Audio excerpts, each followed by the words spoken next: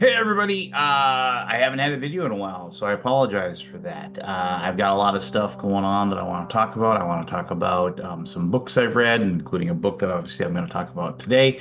But I want to actually talk about my D&D campaigns that are ongoing, and I actually have a role-playing game review that I want to do as well. So I got a lot of stuff in my pockets. Right now it's the summer, so my kids are out of school, obviously, and the time that I normally use to record these are my wife both works in the home and at the office. So when she's gone and when my kids are gone, I have open time that I can do to record these things. But unfortunately, I haven't had that a lot because my kids are around. But right now, as happenstance has it, I have a few minutes to myself and I get to talk about this right here, The Devils by Joe Abercrombie. Now, I don't remember how Joe Abercrombie kind of fell into my radar. I'm gonna guess, and this is just a guess, that I probably Googled good grimdark fantasy novels because I read a lot of Glenn Cook. I was gonna come up with a big list of all these grimdark fantasy novels that I've read, what's the point? Regardless, it's a genre of fantasy that I enjoy. I think for people my age in the early 50s, the first, obviously you have Lord of the Rings and anything Tolkien and Tolkien-esque were things that kind of introduced fantasy to us. And a lot of us really, really cut our teeth in middle school or junior high, as we called it, on Dragonlance novels, because it was a really cool representation of the D&D that we were playing at that time. But as I got older, other novels people I ran into, they're like, hey, have you tried, check this out, check that out, and so on and so forth. And the attraction of high fantasy kind of lost its luster a little bit, and I started getting into a more gritty, more medieval type of stories that have just drippings of fantasy in it. And then things like Game of Thrones, for example, is a perfect example. Obviously, with dragons, magic, and stuff like that are part of it, but they're kind of in the background. Anyway, if you're watching this, you know what grimdark is or whatever. But I probably Googled that, and I probably said, oh, what's this book, this First Law trilogy that the Joe Abercrombie is well known for? And I read those books and I really, really enjoyed them. I've read, I think, everything that he's put out. Some of it I like more than others. I think sometimes I get lost with characters and too many. And trying to remember what was this character doing at this point? What was that character doing at this point? Those sorts of things, or remembering the connections between them, can be difficult. So when I heard about this book coming out, that it was basically a brand new setting, brand new world, or whatever, I was excited. I was excited because it allowed me to clean my slate, and I just didn't like the fact oh, here's another novel in the Joe Abercrombie world that will have tenuous connections to the characters you've already read. And I always was I have this weird am I really digesting the book in its entirety? If I don't remember how this character knew this character, or what battles they were in, or how they're related, is it gonna be something that I'm gonna miss out on? So I get that weird gremlin on my shoulder whispering that you're not enjoying this as much as you should, kind of thing, which kind of stinks. But regardless, I was excited about this because I like the way that Joe Abercrombie writes, and I like his characterization, and I enjoy his. He doesn't relish, I guess, in the ultra violence that happens in the stuff that he talks about. He doesn't gratuitous, but he doesn't play it safe either, and so there's kind of a there's kind of a really good midpoint for me that he reaches as far as those things are concerned. He's very good at telling what's going on, but it isn't gratuitous, I guess would be the best way to describe it. Anyway, I'm not going to have spoilers in this because I want you to read this book, and I don't want to tell you anything. I don't want to tell you any of like the scenes. I don't want to tell you any of the like major plot points. I mean, there's reveals, there's surprises, there's backstabbing, there's treachery, and I want you to enjoy the book like I did. Like I went into it knowing nothing about the book. I remember I started watching a review of somebody, I don't know who it was, and they started talking about some of the reveals of the characters' like relationships and how they change. And I was like, I don't want to know that. So I just stopped it, and I wanted. So I wanted to just enjoy the book, and I wanted to unfold. I actually finished reading this book about a week and a half ago, but I have had a ton of stuff going on, and I just, like I said, I haven't been able to sit down and do this. So the premise, and I picked this up. I pre-ordered it. I think I pre-ordered it through Barnes and Noble, or maybe it was, I don't know, some online bookstore. The book looks fantastic. I mean, I love this, the devils and it's like the skull or whatever, with the two things in there. The dust jacket obviously is really good, but I mean I love this. I mean, this is just a really cool looking book, and you probably can't see it as well, but it is shiny. But one of the things is like the world. It says the world's monsters make the best allies. Is the premise behind that, and so and there's some good illustrations also of the werewolf as a character in the book, as well as this monk, and on the back. You have this is the Empress, and this it's like what is this? You're wondering what this is, and like that's the elf. So there's a character that's an elf who can turn invisible. That's why I mean that is the way that looks. All right, so if I had to like say a one sentence summary of this, this is a road movie. Like, hey, we have to get from here to here, and along with the Dirty Dozen. Like we need to put this ragtag band of people together, and we need them to travel from point A to point B and accomplish a task. And along the way, there are many trials and tribulations and adventures that they have to go through.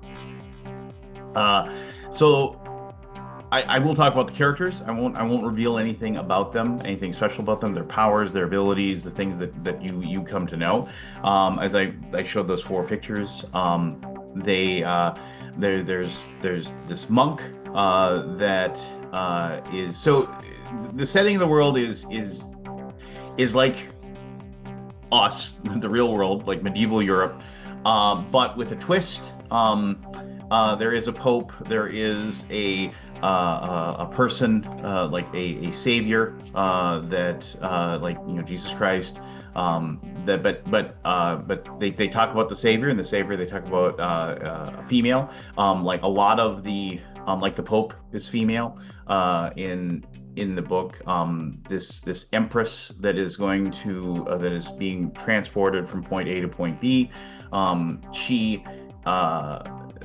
She's going to be like a holy empress, that obviously a female as well. It is a very female, a very matriarch centered church, and it is like kind of loosely based or meant to feel like a Christian or Catholic based church. Instead of dying on a cross, the Savior was broken on the wheel. That is a very grotesque way for someone to be executed.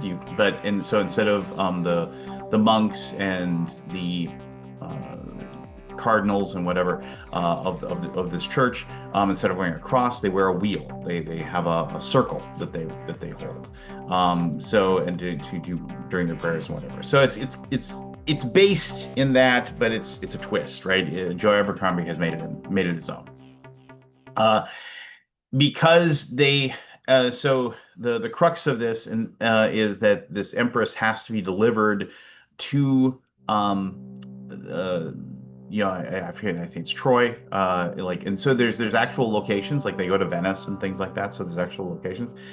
It has to be delivered and has to be coronated on the throne. And the whole idea is that if they can get the Empress there, they will be able to. There's these two there's friction between these two factions within the church, and if they can deliver this Empress, then these two factions of the church, they can be made whole again. And that's why this mission has to be undertaken.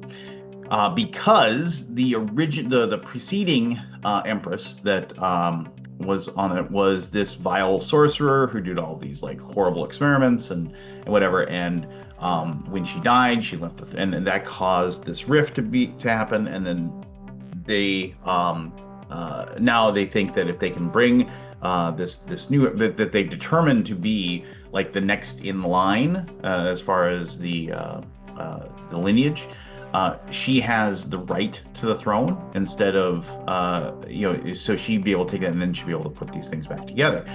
Also, in the back end of this is the fact that the elves are known as basically these horrible creatures that occasionally, every so often, just invade and kill everybody. So they need to get both, and they feel like that's going to happen very soon. And so they need to get the church back together all on one page so they can be able to defend themselves against this upcoming elven invasion that they're expecting. All right, so that's the world we're living in. The characters are this monk, Father Diaz, who now when I say monk, it isn't like a D&D monk. He's not a martial arts. He is just a normal dude that has like basically the power of the church behind him. His word is like, we need to do this, and they need to follow what he says, kind of thing, because he is the representative of the church, and this is a very much a society that the church, it is a theological society, a theocracy, if you will, or theocracy, depending on how you want to pronounce that. And so that is like the drive. He's the driving force. He's also a very, very fun character. Without going too deep, he is very, very human. He is very, very susceptible to the temptations of being a human and trying to be like as close to the divine as possible. And he's a very fun character. Along with him is the Empress, who you learn a lot about her. She's very young. She's like, I think she's represented to be in like, 16, 17 years old, very young, and has had this incredible job foisted upon her that like she doesn't know if she's able to do it. I mean, it's something that's huge in the undertaking. And also, there's all these people that don't want her to succeed, and now she's basically been told she has to go do this thing, and but undertaking that mission could and very well might lead to her demise, and so she's obviously very worried about that. To help them get there is basically this ragtag band, this team of troubleshooters would be the best way to describe it, that will accompany them, and these are the people that will end up accompanying them. There is the elf that I mentioned before. The elves in this world aren't tall Tolkien elves. They're kind of like the shorter elves with big pointy ears.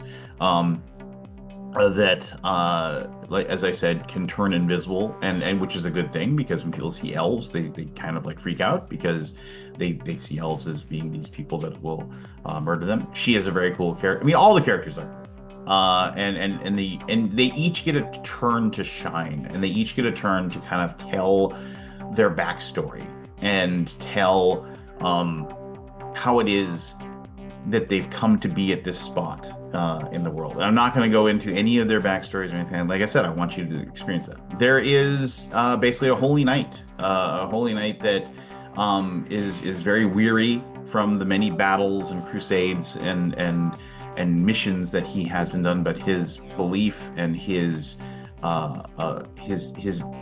devout sense of duty like never wavers. But he's very grim, He's very, I mean, if you know Dragonlance, I mean, think Sturm as far as like very grim and very like growly, if you will, but also like put a lot of like holy sense of purpose. So um, you probably have seen many characters like that, that like they have this dour and sour attitude, but they know what must be done, and they know what they should do. And so he is like this, he's a knight, he's got armor, he's got a sword, he's their like frontline warrior, if you will. There is a woman who is basically like if it was like a bard slash rogue in D&D terms. She is very, very good friends with the knight. They've been traveling companions for a long time. These two are part of this force that aren't being like compelled to. They aren't being punished in any way to be part of this group. They don't have any sins to pay for to the church. They're doing it because they think it's the right thing to do. One of the things that gets mentioned a lot is like, sometimes you just got to stick your neck out. Basically, like the idea is that you have to do what's right, even if it might cost you your life. And both of them have that attitude. Um, she is somebody who has had a wild life. There's a running gag of, oh, I used to do that when, like they're like, oh, we're gonna go in here and do this, and it's like, oh, I've been there before. When I was a sculptor, in a sculptor's apprentice, when I did that, it's like, oh, I'm gonna go here. Oh, I used to work as a chef when I did this. It like she always has a story, always has a thing that she's done at some point in the past. And yeah, so I mean, it's a fun character, and good. She makes for a very, very good um, uh, yin to the yang of the sour taciturn knight. Now we get to the people that, well, the elf is one of those people. I should have mentioned, like now we get to the people that are like compelled to be in this, because of they've been basically sentenced to do these things for the church, with the idea that hopefully, possibly, they can pay for their sins, and then they would be able to, be welcomed into heaven upon their demise. So there is the elf, as I mentioned before. There is a necromancer who may be my favorite character of all of the characters, and I think a lot of people are going to feel that way about him. He has a wonderful story arc, a wonderful character arc. He has some of the most hilarious moments in the book, and that's something I want to touch on, and I'll touch on it deeper. But this book is a very, very funny book. I found myself like laughing while I read it, and that's just it's just well written, and the dialogue and the situations are really well done.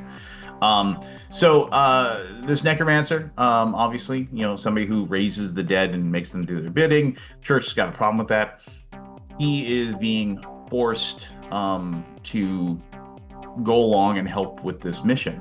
And his entire idea is that he wants to, like, basically, like, oh, they're letting me out of this prison. All I have to do is do this mission. Now all I have to do is escape.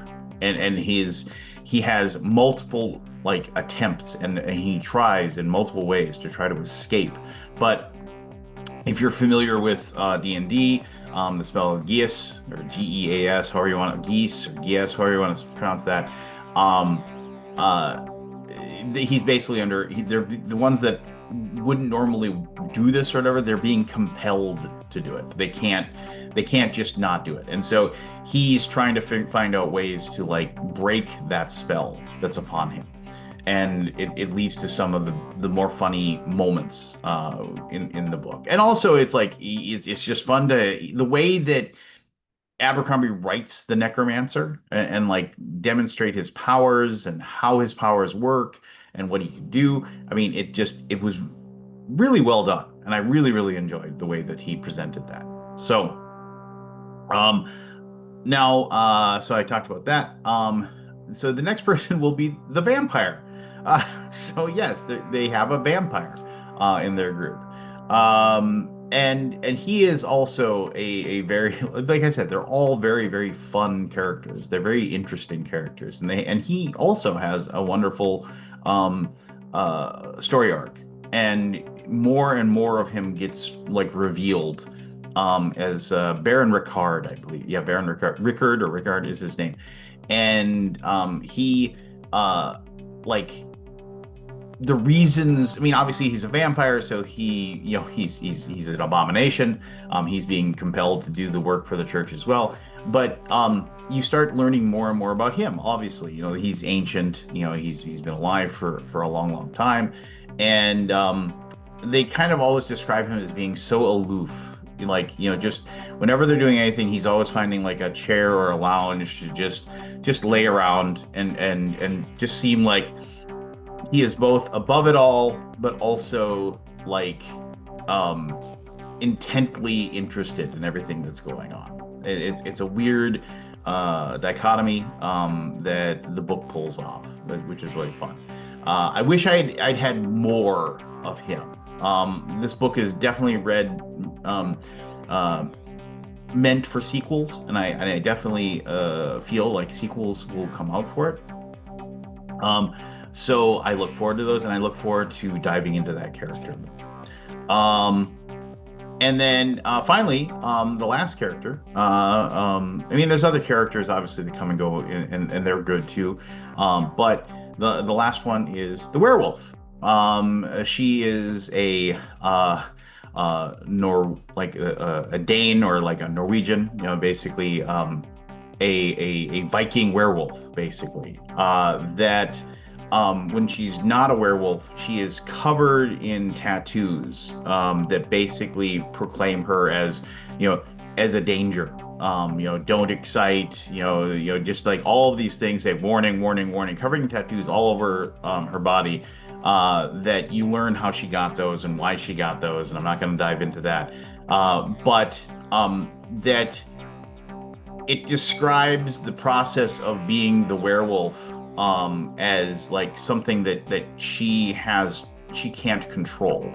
That once the wolf takes over, she is unable to fully control her intents, her actions. She has like some measure of it, but it is very difficult for her to keep that wild, like basically abomination under control. Very much, crazy Hulk, if for a Marvel parlance or whatever. And Vigga is the character's name. Wonderful character as well. I mean, like I said, they're all good, and has some of like the best moments in the book as you're reading. Like and she is not like this meek woman when she isn't a werewolf. She is like a very tall, like shield maiden-esque or whatever. Very much a wild person as well when she is not transformed into a werewolf. Definitely is a like. I take what I want. Not to be vulgar, but I sleep with who I want. I live each day to its fullest because I might not be alive tomorrow. And obviously there is like that, forgets to put on clothes, forgets to like bathe and wash, has no problems just wandering off from a conversation, and like just crouching and going to the bathroom in front of everybody because she just doesn't care what people think of her, doesn't care what people are going to say, and doesn't realize what she's doing is considered to be out of place or weak or like probably not a good idea. It is one of those things where she maybe becomes a little bit too much of a one-note character as far as those things are concerned, but has a character arc as well. Definitely like teaches us to like really appreciate her, and also have empathy for her, have pity for her, because like she like eventually, I mean, not getting too deep because I know I said no spoilers, but you start to realize that like just like normal people. Like, is all of that bravado that she has, is that real, or is that like, something, is that a defense mechanism that she has? So it's a fun aspect. Um, Without going, like I said, going too deep, I mean, the book is is is partitioned off very well as far as the trip goes. I mean, when they finally get to their destination, I mean, you still have a good, I'd say quarter of the book to get through, maybe a fifth, because there's more to get through as far as that is concerned. The book reads really, really quickly. I mean, like I said, I finished it a week and a half ago. I think it's 500 some 547 pages. So it definitely, but it read very, very quickly for me. I mentioned the humor. Like I said, there are moments that I just laughed out loud as I was reading it.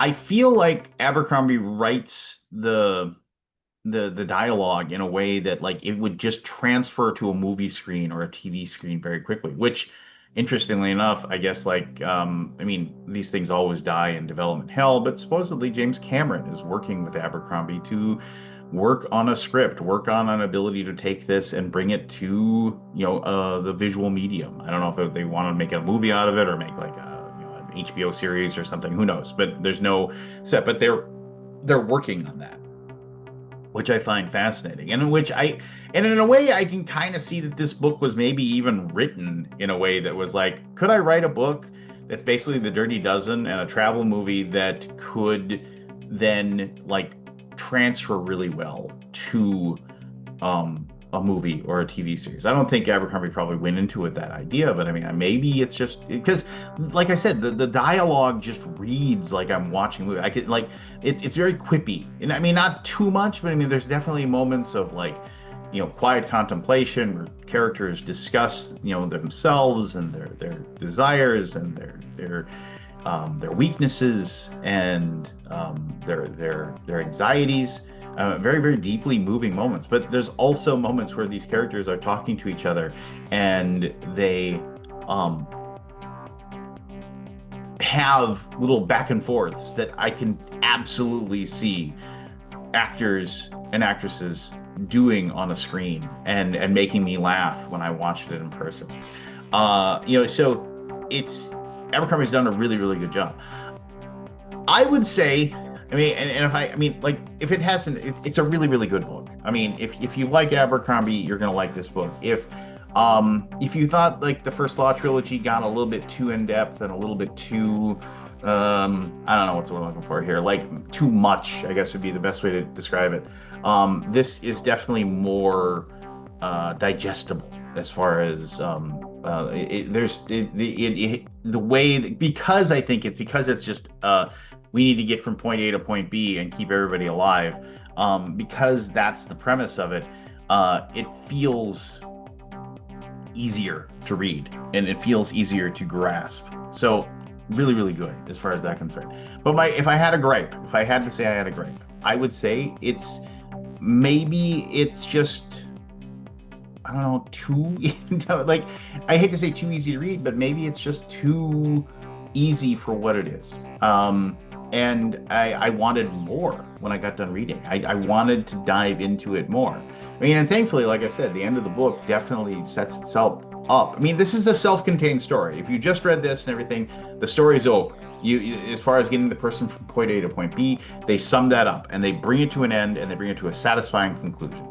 But if you want to know more, I mean, but it leaves itself open to there being more.